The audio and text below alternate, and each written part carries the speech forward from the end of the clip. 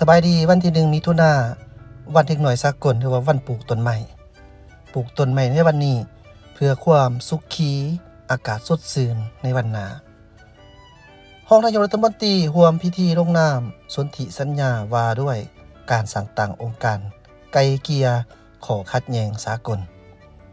อิงตามข่าวสารประเทศลาวรายงานให้รู้ว่าในวันที่30พฤษภาคม2025ที่เขตปกครองพิเศษฮ่องกงสปปจีนท่านเฉลิมชัยกรมสิทธิ์กรรมการกรมการเมืองศูนย์กลางพรรคห้องนายกรัฐมนตรีแห่งสปปลาวได้เดินทางไปเข้าร่วมพิธีลงนามสนธิสัญญา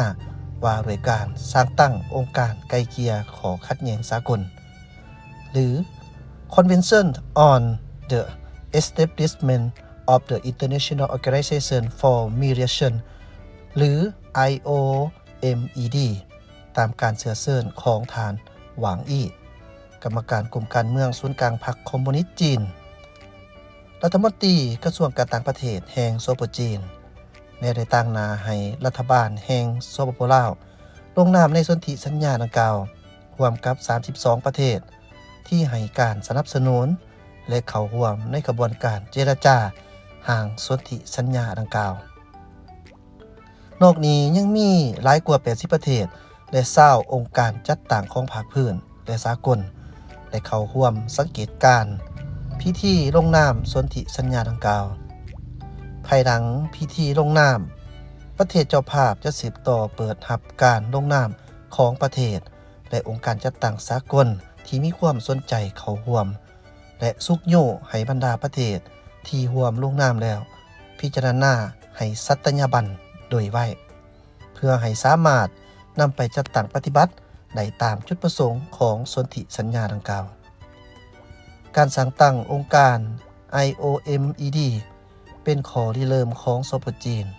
ที่เป็นประเทศเพื่อนมิตรยุทธศาสตร์และคู่ร่วมชะตากรรมของสปปลาวการลงนามในสนธิสัญญาดังกล่าวแม่นสอดคล้องกับนโยบายของพรรครัฐและหลักการพื้นฐานของกฎหมายของสปปลาวโดยเฉพาะแม่นการแก้ไขข้อขัดแย้งสากลหรือข้อขัดแย้งภาคธุรกิจการค้าแม่นจะต้องให้ความสำคัญแก่การไกลเกลี่ยก่อนนำขึ้นอนุญาตุลาการตัดสินโดยกรรมการหรือสากลจุดประสงค์ของ IOMED แม่นเพื่อส่งเสริมและอำนวยความสะดวกในการแก้ไขข้อขัดแย้งสากลโดยสันติวิธีโดยผ่านการไกลเกลี่ยเพื่อส่งเสริมการพัวพันมิตรภาพและการร่วมมือที่ดีระหว่างรัฐซึ่งจะเป็นทางเลือกที่สำคัญสำหรับการแก้ไขข้อขัดแย้งสากล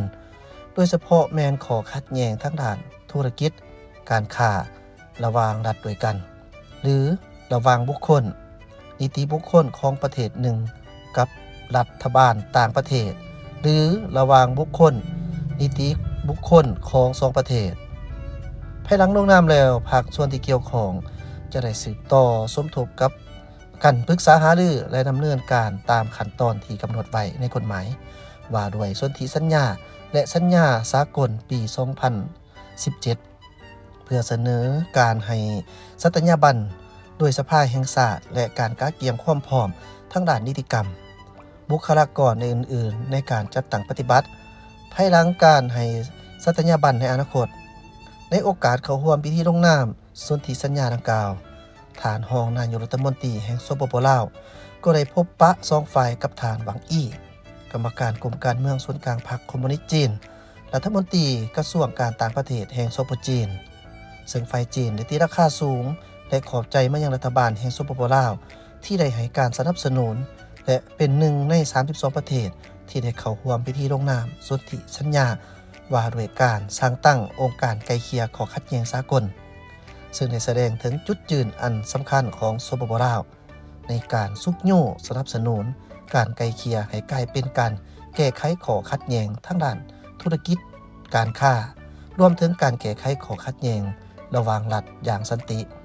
2ฝ่ายได้ตีราคาขึ้นต่อสายพัวพันหัวมือระหว่าง2พรรค2รัฐในระยะที่ผ่านมาโดยเฉพาะแม้นการจัดตั้งปฏิบัติบรรดาความคิดเห็นที่เป็นเอกภาพกันของการนำขันสูง ก็คือแผนปฏิบัติงานว่าด้วยการสร้างคู่ร่วมชะตากรรมลาวจีนจีนลาวซึ่งได้นำเอาผลประโยชน์สูงสุดมาสู่ประชาชนของสองศาสตร์สองฝ่ายได้แสดงความยินดีได้พึงพอใจต่อมาพ้นการร่วมมือทั้งด้านเศรษฐกิจการค้าการลงทุนและด้านอื่นๆที่สืบต่อได้รับการพัฒนาและขยายตัวเป็นเก่าๆพร้อมทั้งได้เห็นดีเป็นเอกภาพในการสืบต่อเฮ็ดเวียกร่วมกันอย่างใกล้ชิดเพื่อกะเกี่ยมให้แก่การแลกเปลี่ยนการเยี่ยมยามของการนำขันสูงในถ่ายปี2025นี้และจะสืบต่อเพิ่มทวีการร่วมมือทั้งด้านเศรษฐกิจการค้าโดยยึดถือเอาท่าแห่งการพัฒนาและการเชื่อมโยงเชื่อมจอดเส้นทางรถไฟลาวจีนสืบต่อสร้างเงื่อนไข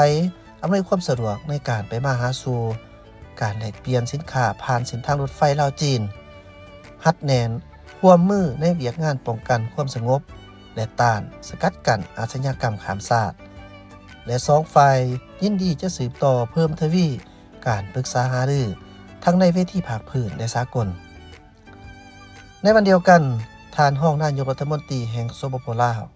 ยังได้พบปะกับท่านจอห์นลี่หัวหน้าคณะบริหารงานเขตปกครองพิเศษฮ่องกงซึ่งสองฝ่ายได้พร้อมกันตีราคาขึ้นการพัวพันหัวมือของสองฝ่ายในระยะที่ผ่านมา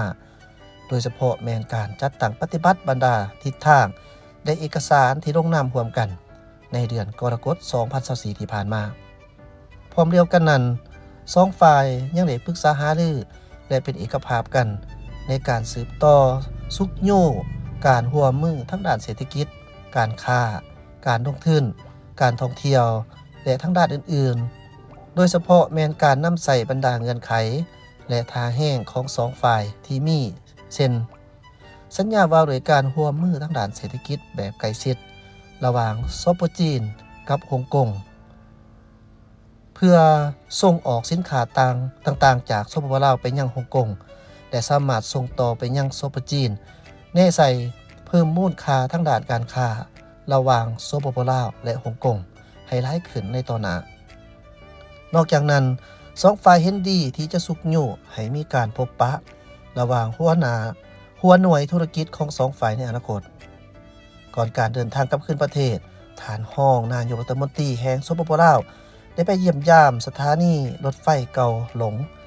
ลงตะเวนตกระหว่างฮ่องกงและสปป.จีนพร้อมทั้งได้แลกเปลี่ยนบทเรียนเกี่ยวกับการจัดตั้งปฏิบัติเวียกงานกวดกาประตูเดียวปองเดียวขอขอบใจข่าวและภาพกรมประชาสัมพันธ์หสนย